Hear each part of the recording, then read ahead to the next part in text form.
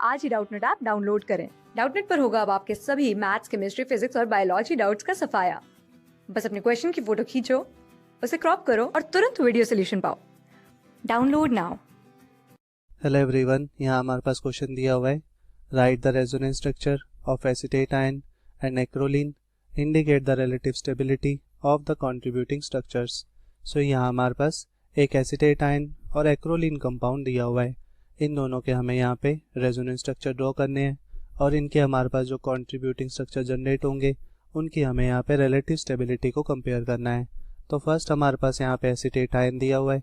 इसका अगर हम यहाँ पे स्ट्रक्चर कंसिडर करें तो ये हमारे पास CH3 carbon double bond oxygen, साथ में ऑक्सीजन, इसके ऊपर नेगेटिव चार्ज। तो ये हमारा एसीटेट आयन का स्ट्रक्चर हो जाता है। अब इस एसीटेट आयन के अंदर यहाँ हमारे पास ऑक्सीजन जिसके ऊपर नेगेटिव चार्ज प्रेजेंट है, ये यहाँ पे इस कार्बनल फंक्शन ग्रुप के कॉन्जुगेशन में है। इसका मतलब जब ये ऑक्सीजन अपना इलेक्ट्रॉन इस बॉन्ड को डोनेट करवाएगा तो डीलोकलाइजेशन ऑफ इलेक्ट्रॉन की वजह से यहाँ पे ऑक्सीजन के ऊपर एक नेगेटिव चार्ज जनरेट हो जाएगा। तो इसका मतलब यहाँ हमारे पास एक डीलोकलाइजेशन ऑफ इलेक्ट्रॉन की वजह से रेजोनेंस स्ट्रक्चर जनरेट होगा, जिसको अगर हम यहाँ पे कंसिडर करें तो ये होगा हमारा CH3 carbon oxygen negative carbon double bond oxygen. तो ये हमारा एक रेजोनेंस स्ट्रक्चर जनरेट हो जाता है। अब सबसे पहले इसको हम यहाँ पे फर्स्ट स्ट्रक्चर कंसिडर करते हैं और इसको हम यहाँ पे सेकंड स्ट्रक्चर कंसिडर कर लेते हैं। और इन दोनों रेजोनेंस स्ट्रक्चर्स के अलावा यहाँ हमारे पास एसीटेट आयन का और कोई रेजोनेंस स्ट्रक्चर जनरेट नहीं हो सकता। अब क्वेश्चन के अकॉर्डिंग हमारे पास जो यहाँ पे कंट्रीब्यूटिंग स्ट्रक्चर जनरेट हुए हैं उनकी हमें यहाँ पे रिलेटिव स्टेबिलिटी को कंपेयर करना है। तो रिलेटिव स्टेबिलिटी के लिए हमारे पास जो यहाँ पे स्ट्रक्चर जनरेट हुआ है उनको हम यहाँ पे कंपेयर करेंगे। तो फर्स्ट स्ट्रक्चर के अंदर यहाँ हमारे पास एक मिथाइल ग्रुप प्रेजेंट है, सेकंड के अंदर भी यहाँ हमारे पास एक मिथाइल ग्रुप प्रेजेंट है। फर्स्ट के अंदर यहाँ हमारे पास एक कार्बनल फंक्शन ग्रुप प्रेजेंट है, सेकंड के अंदर भी यहाँ हमारे पास एक कार्बनल फंक्शन ग्रुप प्रेजेंट है। फर्स्ट के अंदर यहाँ हमारा कार्बन ऑक्सीजन के साथ अटैच है जिसके ऊपर नेगेटिव चार्ज प्रेजेंट है, और सेकंड के अंदर भी कार्बन हमारा यहाँ पे ऑक्सीजन के साथ अटैच है जिसके ऊपर नेगेटिव चार्ज प्रेजेंट है। इसका मतलब हमारे पास जो यहाँ पे फर्स्ट और सेकंड कंपाउंड जनरेट हुए हैं वो मोर और लेस सिमिलर है। इस वजह से इस केस के अंदर हमारे जो कंट्रीब्यूटिंग स्ट्रक्चर जनरेट हुए हैं उनकी जो रिलेटिव स्टेबिलिटी है वो यहाँ पे सेम है। तो in case of acetate ion relative stability of contributing structure is same. Similarly second compound हमारे पास यहाँ पे एक्रोलीन कंपाउंड दिया हुआ है।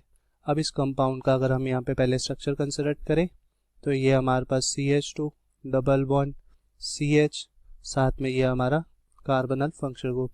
तो ये हमारा यहाँ पे एक्रोलीन कंपाउंड हो जाता है।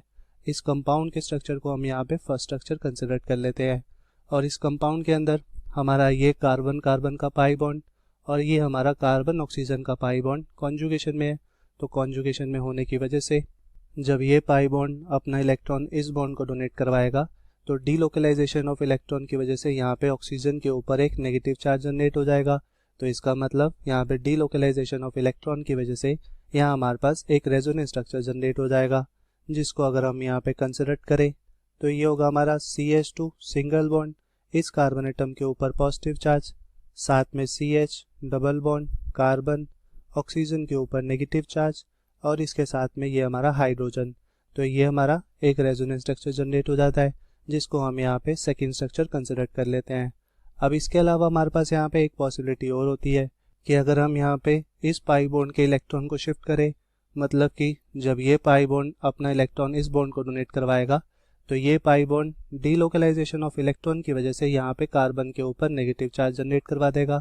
तो इसका मतलब यहाँ पे हमारे पास एक और रेजोनेंस स्ट्रक्चर यहाँ पे जनरेट हो जाएगा, जिसको अगर हम यहाँ कंसिडर करें तो ये होगा हमारा CH2 नेगेटिव आयन, साथ में CH double bond carbon oxygen, oxygen के ऊपर अब यहाँ पे पॉजिटिव चार्ज जनरेटेड, साथ में ये हमारा हाइड्रोजन।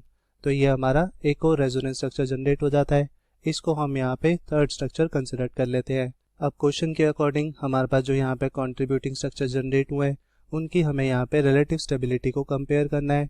तो रिलेटिव स्टेबिलिटी के लिए अगर हम यहाँ पे सबसे पहले फर्स्ट स्ट्रक्चर कंसिडर करें तो इसके अंदर हमारे पास यहाँ पे जितने भी आइटम प्रेजेंट है उनका यहाँ पे ऑक्टेट कंप्लीट है। इस वजह से कह सकते हैं कि इसकी स्टेबिलिटी जो होगी वो यहाँ पे सबसे ज़्यादा होगी।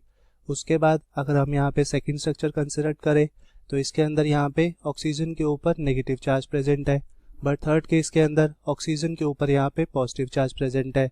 और क्योंकि ऑक्सीजन एक इलेक्ट्रोनेगेटिव एलिमेंट है, इस वजह से ऑक्सीजन के ऊपर जो नेगेटिव चार्ज होगा वो ज़्यादा स्टेबल होगा। इसी वजह से सेकेंड स्ट्रक्चर की यहाँ पे stability as compared to the third structure ज़्यादा होगी। तो हमारे जो एक्रोलीन कंपाउंड के 3 कॉन्ट्रीब्यूटिंग स्ट्रक्चर जनरेट हुए हैं उनकी यहाँ पे रिलेटिव स्टेबिलिटी हमारी ये हो जाती है, जिसके अंदर फर्स्ट की सबसे ज़्यादा स्टेबिलिटी है, followed by second, followed by third. और क्वेश्चन के अंदर हमें यही पूछा हुआ था। So thank you, hope you like it. Class 6 से 12 से लेके नीट, IIT, जेईई मेंस और एडवांस के लेवल तक 10 मिलियन से ज्यादा स्टूडेंट्स का भरोसा। आज ही डाउनलोड करें डाउटनेट ऐप या व्हाट्सएप कीजिए अपने डाउट्स 8400 400 400 पर।